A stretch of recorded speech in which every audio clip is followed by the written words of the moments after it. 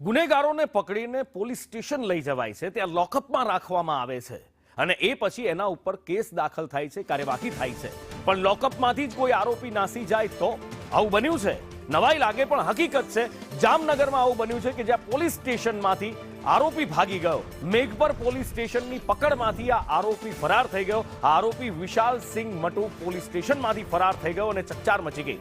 એસઓજીએ 84 લાખના હેરોઇન સાથે એને ઝડપી પાડ્યો હતો। પંજાબના 4 શખ્સની પણ ધરપકડ કરવામાં આવી હતી અને મેઘપર પોલીસને વધુ કાર્યવાહી માટે સોંપવામાં આવ્યો હતો। ત્યારે પોલીસ સ્ટેશનમાંથી આ વિશાલ સિંહ ફરાર થતા અનેક સવાલો અને તર્ક વિતર્ક ઊભા થયા છે કે પોલીસ સ્ટેશનમાંથી કોઈ આરોપી આખરે ભાગી કેવી રીતે શકે? શું કોઈ ખાખી વર્દીવાળાની એના પર મીઠી નજર હતી?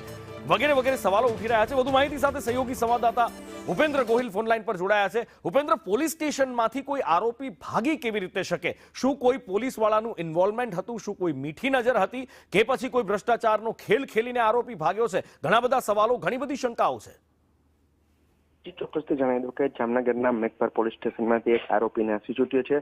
ગઈકાલે જામનગર એસઓજી દ્વારા તે 84 લાખના જે હેરોઇન સાથે 4 શખ્સોને એસઓજીએ ઝડપી પાડ્યા હતા। આ જે 4 શખ્સોને જે મોટી ખાવડીમાંથી ઝડપ્યા હતા, ત્યારબાદ જામનગરના જે મેઘપર પોલીસ સ્ટેશન છે ત્યાં સુપ્રત કરવામાં આવ્યા હતા। આરોપી જે તે કોઈ પણ પ્રકારે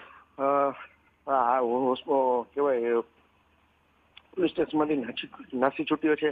એ 4 આરોપી પૈકી એક આરોપી હજુ પણ ફરાર છે। તેમાંથી પણ એક આરોપી નાસી છૂટતા હાલ તો પોલીસમાં એક દોડધામ મચી ચૂકી છે। વિશાલસિંહ મટુ નામના જે આરોપી છે તે પોલીસને ચકમો આંકીને ફરાર થઈ ગયો છે। હાલ તો પોલીસ દ્વારા આ બાબતે ચક્રો ગતિમાન કર્યા છે અને ઠેર ઠેર નાકાબંધી કરીને આ બાબતને આરોપીને ઝડપી પાડવા માટે ચક્રો ગતિમાન કર્યા છે।